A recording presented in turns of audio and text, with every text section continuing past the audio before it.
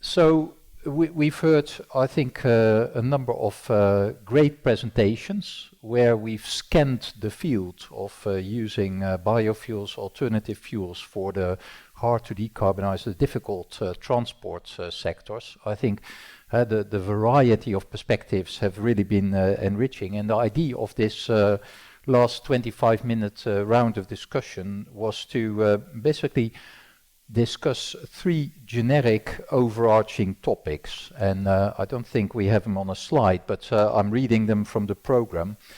The first one is, are current policies limiting the transition? So some explanation, NOx, zero emission regulation. It came up in a number of presentations. So are current policies limiting in the transition? The second one is drop-in fuels versus dedicated new fuels and fleets. And the third one is the need for imports of biomass and waste, and how that compares to electricity and hydrogen. What the competitive landscape is that. So let's take them one by one. So let's start with current policies, whether they or how are they limiting to the transition. And maybe as a sequence, we've heard the speakers, so and you in the audience have mostly been listening, apart from the one question after each. So let's open the floor and see if there's a yes. Yes. Good question about the first one, current policies limiting the transition. And then I refer to, okay, thank you. And then I'd like to refer to the presentation of Mr. Bart Somers. He was talking about, let's say, the Euro 7, lower NOx, lower soot. That could mean that you drive to, let's say, really zero emissions. But what's about zero emissions? Is it zero emission well to wheel or tank to wheel? So if you look to the current legislation, if I'm not mistaken, the zero emission is at the tailpipe, so that's tank to wheel. But if you look to electrification, cars, passenger cars, trucks and so on, let's say in any case in the Netherlands, and I think some more countries in Europe, they don't have green electricity, not at the moment. I think the question is clear. That is limiting, I think, policies is limiting. Yeah, clear question. In first instance to Mr. Somers, and then perhaps he can respond first, and then we'll see if others in the audience. There are two things. There are two types of emissions. Normally people throw them on one heap, hope. So you have NOx and soot, and that's really local. That's for your living environment. And that's a legislation that's already in place since 2000 something, and it has evolved. And they become more and more stringent. Up to the point that it doesn't matter anymore, because there are so many older engines that produce 90% of what's happening. So Euro 7 is, in my opinion, is not needed. But on the CO2, that's a completely different emission. And that is, current legislation dictates that 30% needs to be tank to wheel. Reduction of 30%, meaning hydrogen or battery. Because battery doesn't have an exhaust, so there is no wheel emissions of CO2, and that's how it's organized. What they try to do is they try to compartmentalize emissions. So first, make everything electric, then make sure that all electricity is zero emissions, and then we've solved the problem. But getting there, we've probably, and I think Erik showed that sometimes, we've eaten up all our carbon budget. So in my opinion, it really restricts the development, especially for heavy duty. I think if they would say count from well to wheel, and then you get your 30% emissions, then they would probably embrace all kinds of other fuels that have a lower carbon footprint. I think Regina wants to add to that. Yeah, and that's basically the whole point that Shell had with the climate case, right? Because the climate case we support, but that is only focusing on the ones that are producing it. And what we're saying is you really have to look at well to wheel, and that's what we do as Shell. We So that's why we also really support bioenergy, because well-to-wheel, that's really interesting. And that's because we produce, we make it, and we provide it to customers. And then we say we have the responsibility to take it out, but also to sell it. So well-to-wheel, that's the best option then, to have bioenergy. And you're 100% right. A lot of people not understanding how business works are looking at, an OEM is making, the engine, and then we only have to look at the emissions at the customer side, but that doesn't make any sense. So yeah, policymakers should at least go into business or do something for themselves at least 5 years, then they know how it works. Mm-hmm. Yeah. Well, I'd like to add to that policymakers should understand, also from a technical point of view, the differences between fuel and well-fuel. Yeah. And what it may impact to a further and an acceleration of the carbon footprint savings in road transport, but also in other, let's say, transport, like the maritime. Yeah. Is there, I see a further reflection on that. Yes, I agree, but I also like to make another point in terms of policy. I think we always have the tendency as an industry and as academia to always look to the next best thing, right? And I also like to make the emphasis on how great it is that now the European Commission comes up with all these regulations even, so not even a renewable energy directive, but regulation to use certain fuels. And that they take the leap of faith, sort of saying, okay, now you need to do this. And that's very different. And we need to stand still to that moment of a change in policy making that actually takes that gamble, right? And because if they don't do it, we will be here the next 20 years always discussing, no, we should do X, or we should do Y, or we should do Z. So that's, I think, the other side of the policy making debate. I think, of course, there's a lot to be done better, but there's also a good point to say, well, we're making really good steps, and that's great, right? And let's not try to fight the policymakers all the time. Thank you. I think, in fairness to the audience, let's see if there is another question. I see Andrea sort of raise her hand, but well, yeah. Sorry, we have 3 different microphones, each with very different characteristics. But if there are no questions, then perhaps you can do your follow-up question, and after we move to them. I think I've not introduced myself, but I'm Edi Buri working from REG, producer of renewable fuels. I don't want to attack at all any policy makers, yes? They should be there, and they must be there. Let that be clear. On the other side, the policy makers should make, let's say, and facilitate the policies, and should not direct, let's say, the stakeholders in the market, which direction we should go. So, in other words, don't say, to my opinion, that we should electrify all. Let the market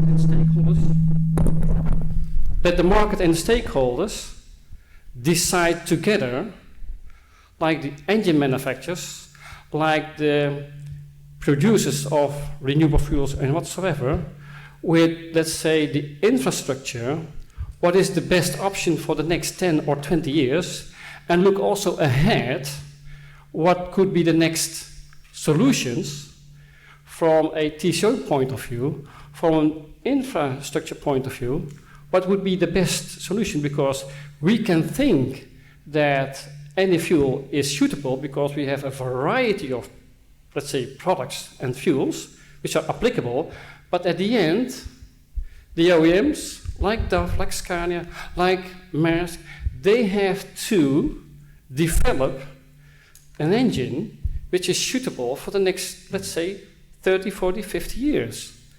And the current trucks and the current engines in the maritime, they have a lifetime between, let's say, 6 and 15 years. And even the vessels engines have a longer lifetime. We should take that also into consideration in taking new developments. Before the question turns into a lecture, maybe let's see if this raises any further reflections by the panel. Well, I just want to come back on the first point that was made, and I really want to stress that as well, that well-to-wheel is really important to do so. And just to give an example, there are ship owners that say, well, if you have batteries on board, we just go outside of the ECA, so the areas where we can sail using heavy fuel oil. There we load our batteries, then we go into the port, and then we are green when we're in the port. So that is an option, and I'm sure it will be used by somebody if these things are not clearly stated, and if people do not realize what the implications will be in the business. 5% op je kapitaal. Yeah, I also want to make a point, because now with regulations we mainly focus on targets, which fuels to go to, but regulations also include like, okay, are we allowed to use a fuel? For example, the methanol that you discussed, we are not even allowed to use the fuel because the regulations are not there. It's not safe, how to store it on board, how to bunker it, how to store it on shore. So that's also important to mention, because the regulations limit at least the shipping sector right now to transform to other types of fuels, because we are not allowed to use other types of fuels except for diesels. Yeah. Good. Great questions, and a good rich response. Looking at the time. Oh, there's a question. Good. Let's not have a discussion if there's a further question. Yes. I don't know actually if this microphone is helpful. Maybe if you just speak up, then that might work better. We'll try. Hi. This is clearly not a technical university where you are, so... Yes, my name is Erik van den Heuvel, Director of the Platform Renewable Fuels. I have a question to the panelist in a thought experiment. Imagine that the policy would change dramatically in a way that we would say, well, between now and 2050 we have to end fossil use, so we will limit the amount of fossil fuel used in 2030 to 2/3 of today's levels, and in 2040 to only 1/3 of today's level. How would you then now start acting on that? That's a great question. I think doing the hypothetical and then asking what the actor perspective is on that. So I think it would be great if each of you answered from your own actor perspective. So not in general, but you are the microphone. I think so. It's perhaps not fair to give it to the university person first. Let's say from a Sky Energy point of view, we would continue what we're doing, right? Because we are only a sustainable fuel company. From an industry point of view, I would expect the next 15 years nothing happens. And maybe the next 20 years nothing happens. And that's maybe my cynical view on the market, that the market will not be able to do that if there would not be a sort of intermediate targets exist, right? But that's a different way of saying there's a mandate, but then there's a mandate on reducing your CO2 emissions. If that's the case, then I think it's great. If it's a target far away, then I believe nothing happens and the market cannot solve that. Accept that by 2030, only 2/3 of the, let's say, flight volumes is possible. Yeah, I would not accept that, but I think the market is not able to solve that, because everyone will then point to each other. So I think we need that policy, because otherwise they will say, well, we'll see what happens in 20 years' time and then we'll solve it, like the NOx emissions in the Netherlands. Okay. Good.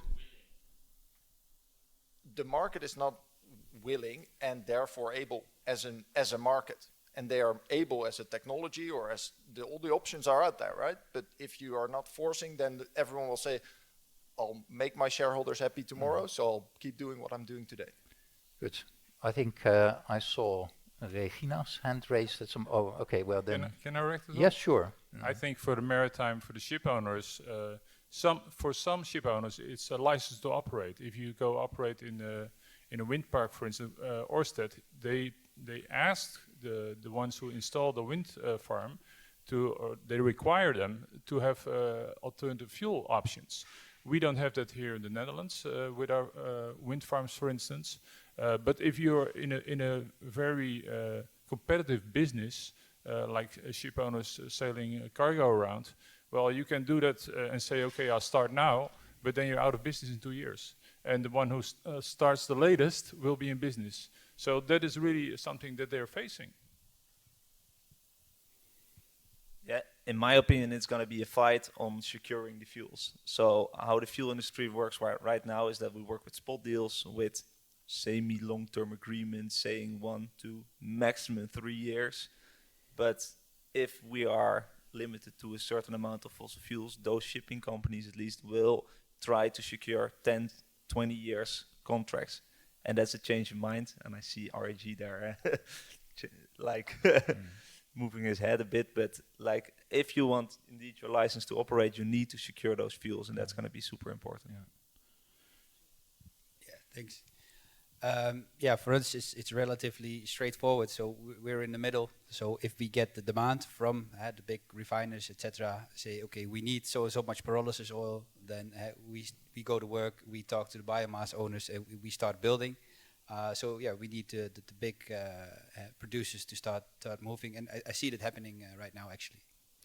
Maybe I can then reflect on this, because I think you did justice to my request, answered from your perspective, but the individual company's perspective. And if I may, I would add to that, so does this add up, right? And I've developed over the past couple of years, also in interaction with policymakers and politicians, I've come to doubt what the value is of even stronger targets, because at some point the targets come so phenomenal, and you say a third less fossil fuels by 2030, that explicitly or implicitly they come semi or not believable. And recently in a conversation with actually an economist and in discussion of, so how do we incentivize action and investments? He came up with the suggestion that what we need for renewable energies, alternative fuels, is a sort of aspiration that has the same character of Moore's law in electronics, a sort of thing that, you know, the market will move rapidly in a direction and I need to prepare for that. And I think a Moore's law type of thing, you can see that it would be very helpful, because it coalesces the expectation of citizens as well as of players in the industry, etc. My feeling is that what we should go for, and setting ever stricter targets may not necessarily be helpful to that coming in place. But well, I give that maybe I overused my role as a discussion leader here. In the last 5 minutes, let's see if we can have 1 or 2 questions from the audience on the second topic that was put up here. Drop in. Well, we have a hand here. Okay, well, let's see. Let's see where we get with the questions as they develop, because it's a good discussion. Hi, thank you. So my name's Dickon Posnett from Argent Energy. Interesting points about the incentives. I think, having sort of watched renewable incentives over the last sort of 15, 20 years around the world, I have to say I think an obligation is the best and most effective way of creating the market. The market does not get created by the market players in renewables. It doesn't happen anywhere. So it's either a fiscal incentive which creates an industry, or an obligation slash mandate which creates a market. So I'm afraid, Eric, I would say that that wouldn't be an obligation, and therefore I don't think it would work, that idea, as interesting as it is. Sorry about that diversion. My question actually was to the panel about sustainability. We see that with Refuel EU Aviation and Refuel Maritime and the RED, there are effectively 3 different sets of sustainability criteria for more or less the same fuels. I'd just be interested in your reflections on that, because it doesn't seem to make any sort of logical sense, for example, that aviation doesn't use sustainable crop fuel, or whereas it's okay to use it in road transport. Great question. Who would like to respond? I can take that as the Close to the microphone. So I think it's a good point. It's difficult. I think what happened is that the European Commission tried to solve a very complex problem of sustainability that's very locally dependent, whether something is sustainable or not, into a very simple list of these feedstocks are allowed, these aren't allowed, right? What we see in Annex 9 of the RED. So I think that's not the right solution. I think you need a complex solution for a complex problem, because otherwise you get something that's not working. At the same time, I do think it's logical that they exclude certain feedstocks in certain industries like food and feed in aviation, because as your previous question, these feedstocks are already used for other sectors. So the reason for excluding them in aviation is to avoid people switching renewable diesel facilities or renewable ethanol facilities maybe into aviation, because they make more money because these feedstocks are, or these fuels are a bit more expensive. So creating that industry on the aviation side would create demand for these same feedstocks and fuels which are already used and better suitable for these industries. So I think that's, for me, from my perspective, that's actually quite logical. Can I quickly come back on that? Because again, I don't really follow the logic why they would choose certain feedstocks over others purely on a sustainability basis, because the same argument that you made goes across the board. But purely on sustainability, if we're trying to maximize the sustainability of decarbonising aviation, then surely why limit it to, why cut off other sustainable, if they are indeed considered sustainable? And also, it just would make life for everybody in the industry, wouldn't it, much simpler if we all worked to the same sustainability criteria and we agreed to it?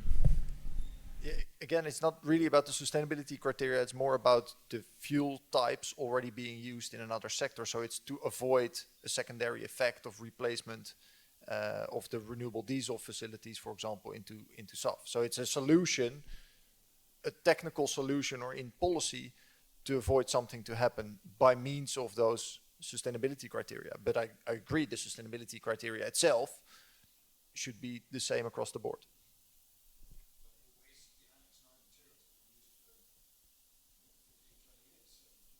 Those are allowed.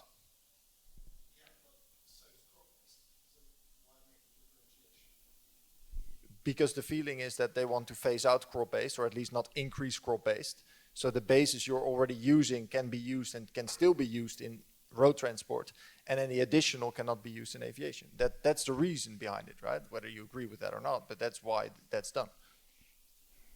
I think we've touched here on a deep dilemma in biofuels, which may trigger further discussions over lunch. It's been a great, but also a very long morning. I admire your ability to go on listening without any coffee. I occasionally sneaked away, but now it's the time to close this session, I think, and go to lunch, which hopefully is being served outside.